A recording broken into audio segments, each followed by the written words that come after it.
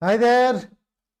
A very good noon to each one of you. And as you already see, we are meeting each other so that we can go ahead and talk about TISSNET. Yes, Tata Institute of Social Sciences, Mumbai.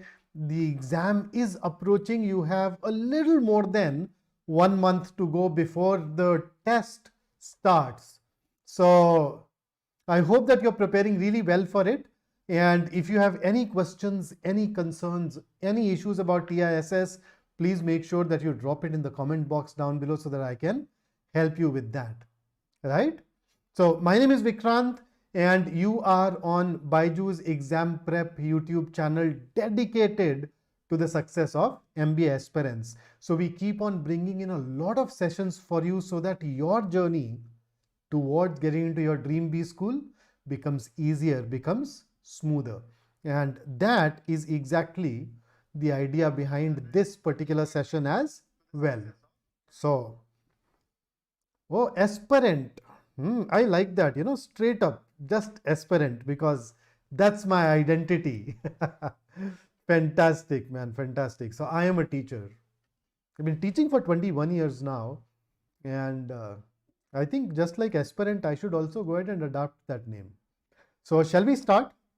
So let me start with giving you the overview, giving you some of the basics. So first up, Tata Institute of Social Sciences happens to have 4 campuses spread across the country. So we in fact have a campus at Mumbai, the one that all of us do know about. Then you have another campus at Hyderabad, another one at Guwahati, and then you have one at Tuljapur, which is again another campus in Maharashtra, Osmanabad district basically. So at these 4 campuses, Tata Institute of Social Sciences runs 52, yes, 52 courses. So there are times when students are a little confused about, oh, which course am I really applying to? Which course here is a course for me? So let me go ahead and start off by telling you the courses that you are targeting. Now, when I say you are targeting, I am assuming that you are an MBA aspirant or you are somebody who wants to get involved with the management side of the affairs at in your professional life, right? So for MBA aspirants, for managerial aspirants, TISS Mumbai campus has this fabulous course called MA in Human Resource Management and Labor Relations. So although the nomenclature is MA, but for all practical purposes, you can think of it as an equivalent of an MBA. So if you want to get into human resources, this is easily one of the best courses available in the country, but that's not all. TISS also happens to have this course called MA in ODCL. So ODCL is Organization Development, Change and Leadership. So an organization needs to recruit people. And then they need to design a kind of organization that enables them to give their best. So that is the focus of this particular program, although the fees of this entire program is approximately 9 lakh, 8.5 lakh, 9 lakh rupees. Right? Then there is another one called Masters in Hospital Administration. So more of an industry specific program, and then they also have an MA or MSc in analytics. So those of you who are thinking of getting into the big data and all that, that is another course that you can look at. And during this course, during our session, when I talk about these courses, I'm talking about these courses at Mumbai campus. So then Dumru says, is TISS considered to be a B school? Well, as you can see, it runs 52 courses. It has a lot of different schools. As the name itself suggests, social sciences. So it'll be difficult to classify TISS as a B school, but when you talk about this particular course, then yes, for all practical purposes for this course, you can call TISS a B school, for that matter, even these other ones. Then Akash Okay, Akash has just said no, I don't know to what. But then simply, sir, given that level of exams of all MBA exams have increased a bit this year, should we expect the paper to be on the difficult side? Okay, it may become difficult, so what? First up, I think I teach English, but you are better at probability than I am. The difficulty level of every exam, right? It's an independent affair. When you toss a coin, what comes has no relationship with the previous tosses, right? So, to that sense, I don't think we should really be extrapolating. That's point number one. Point number two, okay, it is difficult. So, if it is difficult for everyone. So, the cutoff will fall. If it is easier for everyone. So, the cutoff will rise. So, if you are better than the rest, no matter what the difficulty level of the exam is, you will remain better, right? So, that's generally immaterial. But yes, a very important point that you have raised is indeed correct. Historically, TISS exam has been easy or easy to moderate. It is, I don't even recall a TISS that was difficult, right? Om says, sir, what about LSP? What is LSP? Okay, if you can elaborate, then I can probably tell you more. Okay, so continuing with the overview. So we have a test window. It will start from 28th January and go on till 28th of February, and the last date of application is 15th of January. And as usual, I do not want you to wait for the last date. Make sure that if you are applying to TISS, the application process happens today, not tomorrow, not a day after, today. Make sure that we do not allow the calendar to change its date before we have applied. Then coming specifically to the exam, it is a 100-minute exam which contains 100 questions. So to a certain extent, it resembles our SNAP exam. Remember 60 minutes, 60 questions. So here you have 100 minutes, 100 questions, and every question carries 1 mark. And the funny thing is that there is no negative marking, which means that I want you to attempt all the 100 questions. Make sure that you do not let go of even one question unattended. See, if you've run out of time, although that shouldn't happen, but in case you've run out of time, make sure that you, even if you haven't read the question, you mark some answer choice. Just pick your lucky letter. So for me, it is B, right? B for BYJU'S. So I'd probably mark B for every question that I have not attempted or have not really solved. So that's about the marking scheme. And then we have sections. So of course, there are 100 questions, but these 100 questions are divided into 3 sections. English, which has 30 questions, Quant, and when you say Quant, you also happen to have data interpretation and logical reasoning as part of the Quant section. So in a way, the importance of DI and LR diminishes in TISSNET. And then another 30 questions, and then the real deal here is the section on general awareness, which carries 40 questions. So, you know, there are times when we ask you for who's your favorite, who's your favorite cousin, who's your favorite friend, who's your favorite person in the family. How do we show that somebody is our favorite? We give extra attention to that person, right? So for TISS, their favorite segment is general awareness because they give extra attention to it. There are 40 questions to it, unlike the 30 each for English and then the QA plus section. Not only that, do you know that in general, there is no sectional time limit and there is no sectional cutoff except for the general awareness section. So you do not have a sectional cutoff for English. You do not have a sectional cutoff for QA DILR, but you do have a sectional cutoff for the general awareness section, right? So it's only for GA and it is 35% of the total marks allocated, which will turn out to be 14 marks. That is for general category or people with disability or Kashmiri migrants or somebody who's a widow or a ward of defense personnel who were killed or disabled during the course of their duty. So all of them need to get 35%. On the other hand, for OBC non-creamy layer, the cutoff is 30% of the marks, which is 12 marks. And for SC and ST, there is no sectional cutoff for even general awareness. So that's it. That's a bit about the sectional cutoffs. And then if I look at the overall cutoff, then historically, okay, of course, this is an analysis which is based on the previous year exams. But if you want to get into that MA in HRM and LR, you need to score around 75 marks. I mean, if I look at it, I think last year the exact cutoff was a little under 74.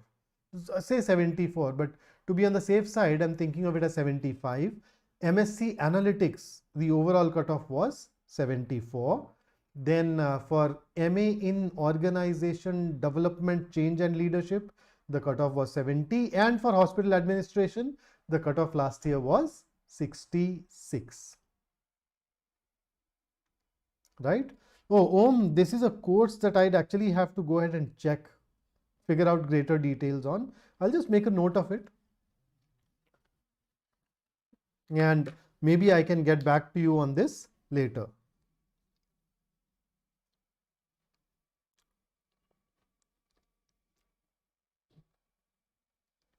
And I've jotted it down for you. Triple stroke. Sir, what is your opinion about having a gap year? Well, not very great, really. Ideally, when you apply to a B school, you would not like to have a gap year. So you should either be studying or working, ideally.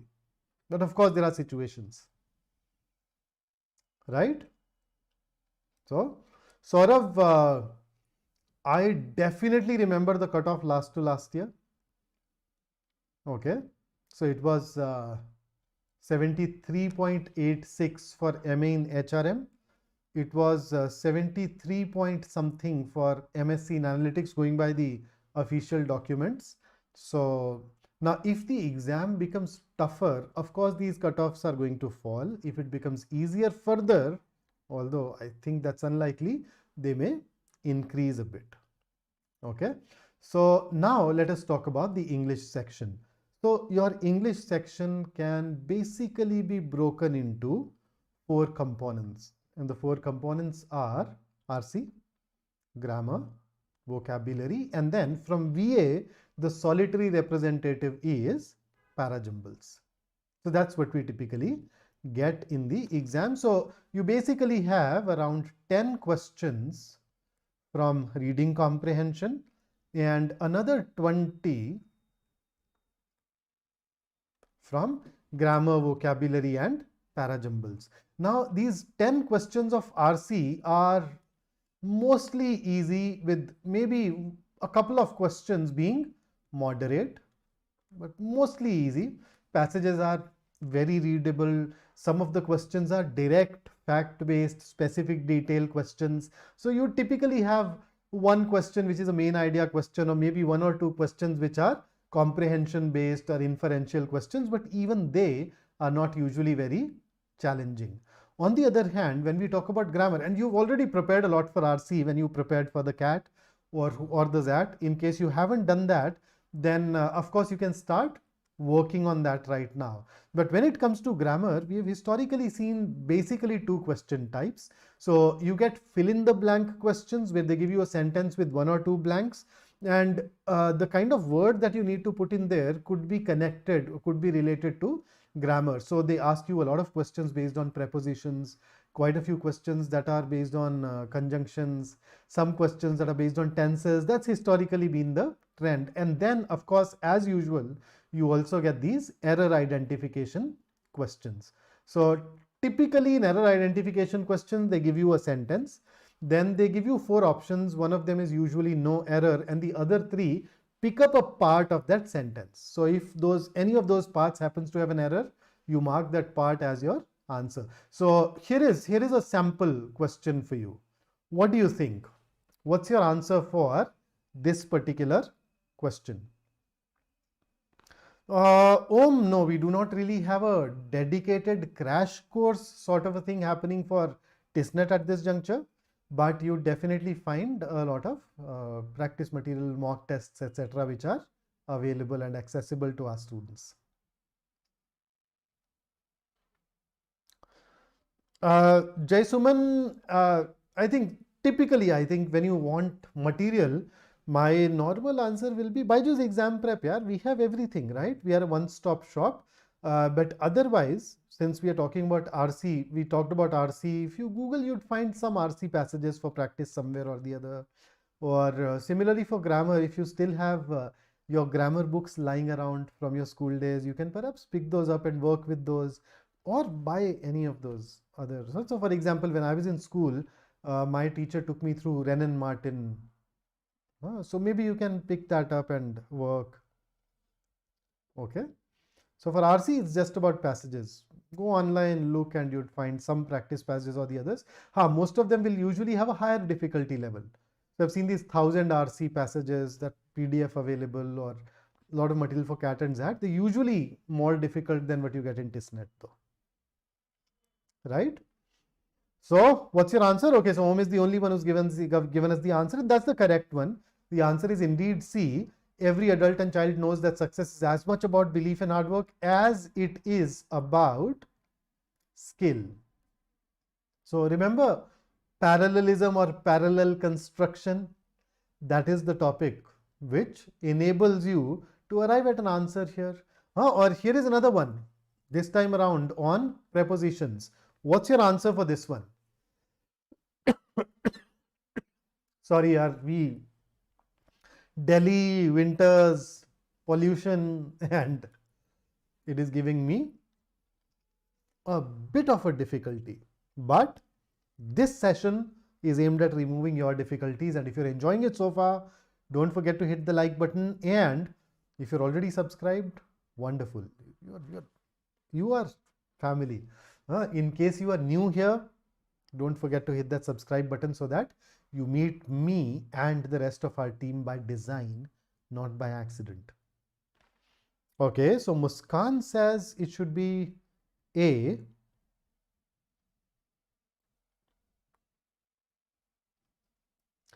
You are quick in arithmetic but weak at languages. Okay. So what do we use? I'm just breaking it down, okay? I am good at or in maths.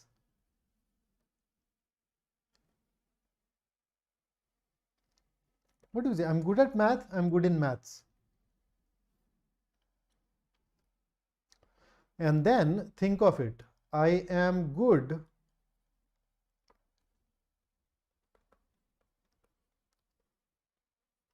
What do you think? You just need to break it down into these two questions, yeah. You are good at maths, right? And you're good in English. So remember, arithmetic, maths, languages, English. So B. So we could have sort of made it easier for ourselves, right? So these are the kind of questions that you can expect when it comes to grammar. And then when it comes to vocabulary, more of a conventional thing. You've already gone through SNAP, you've already gone through IFT, and you have seen questions which are significantly more difficult. You've seen questions where the variety is usually a lot more in the exams. But when it comes to TISSNET, we usually come across questions that are based on synonyms, antonyms, or some fill in the blanks which are vocabulary driven, where they don't test your understanding of grammar, but your ability to use a correct word in a given sentence. So fairly easy. And then in addition to that, you of course have parajumbles, and I don't need to really talk about parajumbles. You've already been preparing. So the plan is, make sure that you continue to practice your RC passages and parajumbles. I remember last year a student got in touch and she said that, oh, I want to get into their psychology course, so I've not really been preparing for these other management entrance exams. So if you're somebody along those lines, then you may need to acquire a different approach. But anybody who's preparing for the CAT, I think you've already pretty comfortable with RC passages and parajumbles. You're already done with these things. Okay, then continue working on vocabulary. For example, I've typically suggested that you devote 20 minutes every day to vocabulary, where you can learn vocabulary from any source. right? You can learn it from a word list. You can learn it from books like Word Power Made Easy by Norman Lewis, or there are a lot of other tools here that I generally recommend. So make sure that you continue to do that, or if you have already gone through a word list or something like Word Power Made Easy, you can choose to even revise those things, right? Muskan, when you say explain, oh, you're talking about I'm assuming you're talking about the preposition question.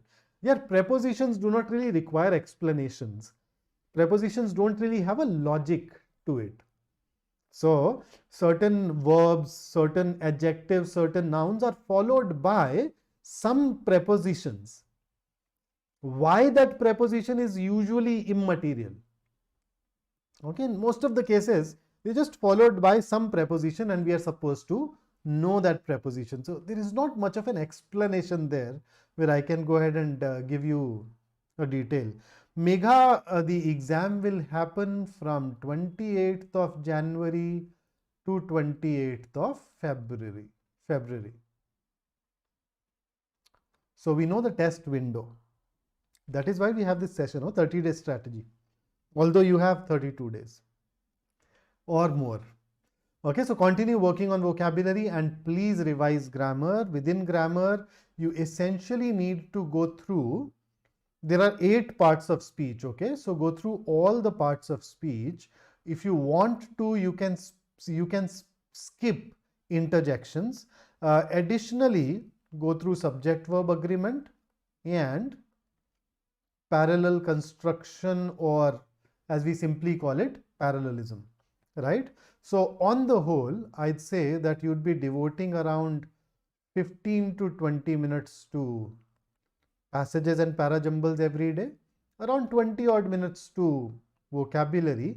And in case you haven't started working on grammar, make sure that you start working on this. In that case, I think you typically require all in all roughly around 25 to 30 hours for grammar. So maybe treat it as 1 hour a day at this juncture. Okay, so normally I suggest that during our entire preparation, anybody who's put in 50 hours of effort on grammar and then goes through mock tests, etc., is a person who's generally good to go. Okay, but at this juncture, since you've already started with or covered grammar, maybe another 25 hours would not really hurt, considering that grammar is going to be a part of XAT, it's going to be a part of CMAT, and then of course TISSNET.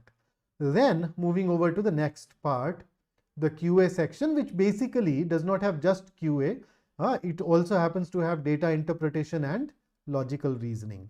So out of this, when we talk specifically about QA, the primary focus should be on arithmetic, geometry, and probability, especially probability, because I've noticed that there are some people who do not pay enough attention to probability because CAT usually does not have very many questions from this area. So if you go through these 3, then you typically, going by the historical paper pattern, at least 50% of the questions come from these 3 areas, usually more.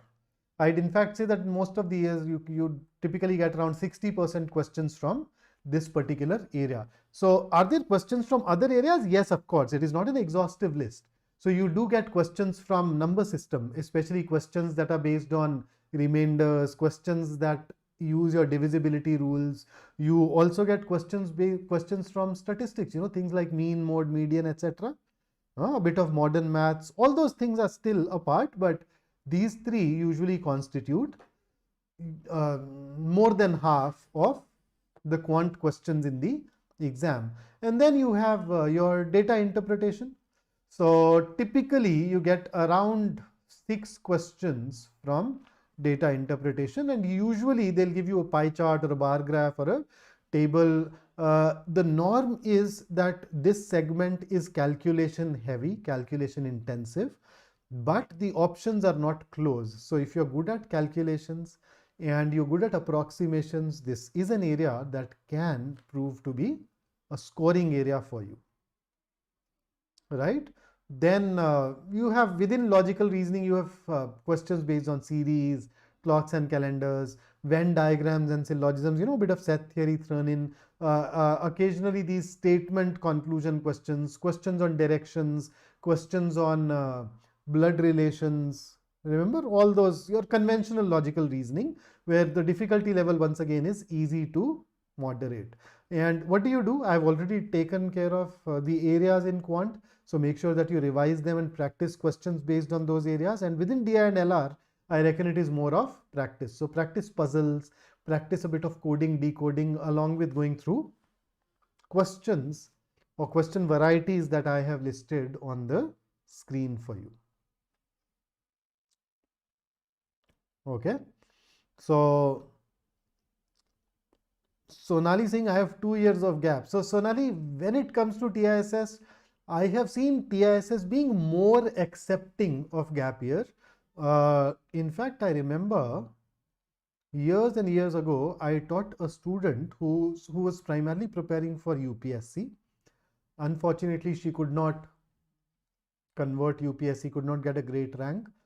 And it is then that she decided to look elsewhere. So TISS was one of the colleges that she applied to. And this also was one of those colleges which was okay with it. Okay, she in fact happened to have a longer gap, around 4 to 5 years of gap. So ideally, you'd not like to have it, but if you have a gap, it is better to apply to places like TISS, especially if you are somebody who's really good at general awareness, or you are somebody who was primarily being driven by altruistic motives, who's primarily being driven by that sense of social responsibility prior to appearing for the TISS selection process, especially the personal interview. Okay, so but if you have a 2-year gap, you have a 2-year gap. There are no two ways about it. Now all we can do is we can move forward and make and tell the interview panel that we are excellent candidates. Okay, you are never selected or rejected, especially rejected for just one reason, right? So make sure that you outshine. You outshine everybody else you're competing against in the other areas which are still there. So remember, in the overall cutoff, 40% is to weightage is given to the score of TISSNET. Your background does not even come into picture here. Then another 30% comes through another aptitude exam that you write, right? And then 30% weightage is given to the personal interview, where you have an opportunity to make up for that gap year in the other areas. Okay, so don't worry. Jai Shri Ram is, can you tell us about what will happen in personal interview? Yeah, we have already been taking sessions at this very channel on interviews as well. I think Savitri ma'am took one on essay writing, somebody else. I think you'd find some other session on personal interviews too. Otherwise, I'll just go and check if there are no such sessions available as of now. We'll make sure that they are available for you. So moving on, the general awareness section. Now this is the section that bothers a lot of people. And that is because majority of the CAT aspirants take it casually.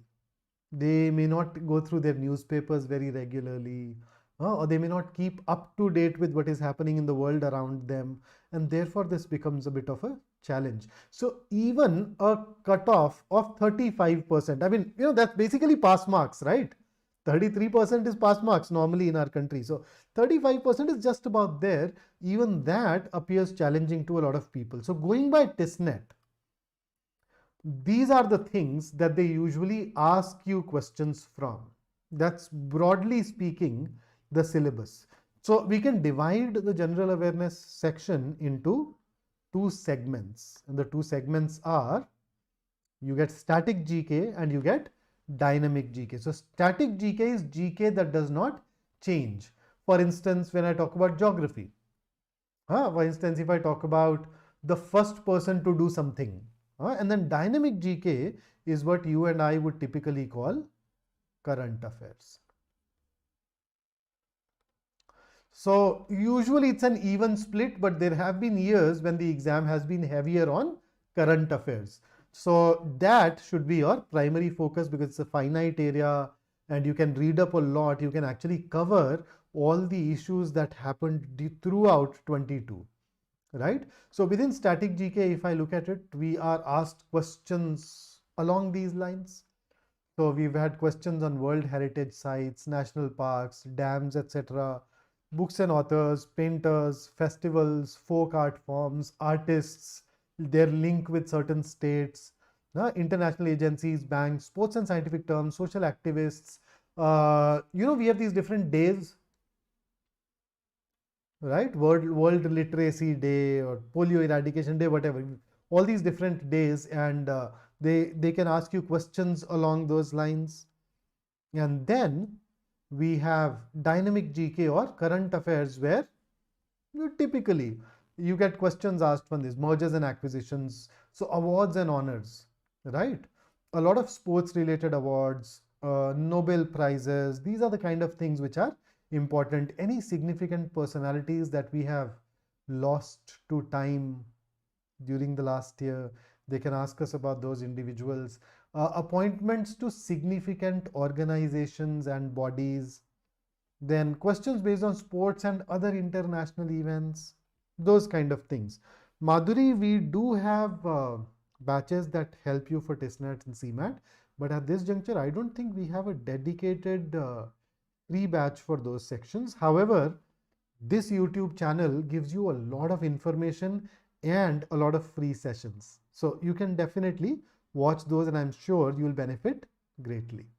So that's about dynamic GK. Now, what exactly should you do? So the idea is focus more on current affairs. So typically you'd notice there are a lot of publications, a lot of places, BYJU'S Exam Prep included, where you find these month at a glance kind of PDF, kind of compilation. So make sure that you go through such compilations for each of the months of 2022. In fact, if you're somebody who's neglected general awareness so far, start devoting approximately, I'd say 1 hour to it every day. Maybe more if you can. Split it into 2 sessions, 3 sessions, and make sure that you read them multiple times until you reach your exam. Right? And so that should generally take care of your current affairs. I'm sure you would be able to answer majority of the current affairs questions after that. And similarly, when it comes to the static part, now I'm saying go through conventional static GK. Now by conventional, I mean that, the kind of static GK which is asked in a lot of exams like Bank PO, SSC, quite a few of these other government exams. That's the kind of static GK that they ask here. So typically in a lot of publications, in a lot of yearbooks, you'd find a section that talks about the basic terms used in science, that talks about some of the popular books along with their authors, popular inventions along with the person who discovered them. So those are the kind of things that you would like to now go through. So pick up any such forum where you probably have a 50, 60, 100-page compilation of such facts, and that should generally be sufficient. That will ensure that you are able to answer quite a few questions in the static GK part. But remember, it is Tata Institute of Social Sciences, which means that you would like to focus more on social issues and focus on social activists. Remember Narmada Bachao Andolan? Medha Patkar? If my memory serves me right, Medha Patkar used to be a faculty member at Tata Institute of Social Sciences at one point in time. It is that kind of college. So those policies that affect the masses, those reformers that have brought in significant change to the Indian society in particular, those are the kind of things that you would like to focus more and more on. Muskan, we will definitely try and see if we can conduct more sessions. Although, because TISSNET exam is similar to CMAT and SNAP to a large extent, if you go through sessions that we have conducted for SNAP, for IIFT, you can go through those as well. They should help. Aniket, TISS has this course called MA in human resource management and labor relations. That's equivalent of an MBA. And then they have 2-3 courses more which are appealing to an MBA aspirant. So you'd find it at the very beginning of this particular YouTube session. You can go through those, right? TISSNET, see, that's part of the next stage. So once you qualify, we'll definitely help you. We'll give you enough for that. Madhuri, look at this, month at a glance. Google, yeah, Google. There are plenty of places. BYJU'S Exam Prep included. You'd find a lot of GK material available. I said, you just need to Google. And if you still have any ambiguity, you can always join us. Just join BYJU'S Exam Prep. We take care of all of these things for you. In fact, you are right now on the YouTube channel of BYJU'S Exam Prep, which is focused on MBA. We also have some of our sister channels. So we have a channel that focuses on SSC and banking. We have a channel that focuses on defense exams. So GK or GA is a significant part of their exams. So if you visit those channels, you would actually find even more sessions on GK and GA. And if you just follow those, I'm sure you'd be good to go. Samiksha, if you're not good at Quant, it's absolutely all right. As far as TISSNET goes, the difficulty level is usually easy to moderate. And if you can revise even your NCRTs up to 10th standard, you should be fine. But my strongest recommendation is that do write mock exams. Okay, write mock tests. In fact, there is a mock test available on TISS website itself. That can be a nice starting point. They'll tell you where you stand and how much you need to do. So as far as TISSNET goes, in fact, they have the highest weightage that they give to is general awareness. The next highest weightage that they give to is English, and then all of your Quant, all of your DI, all of your LR is clubbed together in a single session. So I think you can very easily sail through this exam, even if you don't feel very comfortable with quantitative aptitude. I won't even say that you're not good at it. All of us are good at it. It's just that we need to polish it a little more, right? So I'm sure you'd be able to figure that out. Aniket, absolutely, yeah, get in touch with the counselors. They definitely help you out. Praj says, how many we should take BGOR before TISSNET? How many? Okay, I'm assuming how many mock tests. So I'd say at least 4, maybe more. So if I were you, I will aim at writing at least around 7-8 mock tests during the next 1 month. I'm saying 7-8 because by now I'm already very well prepared, right?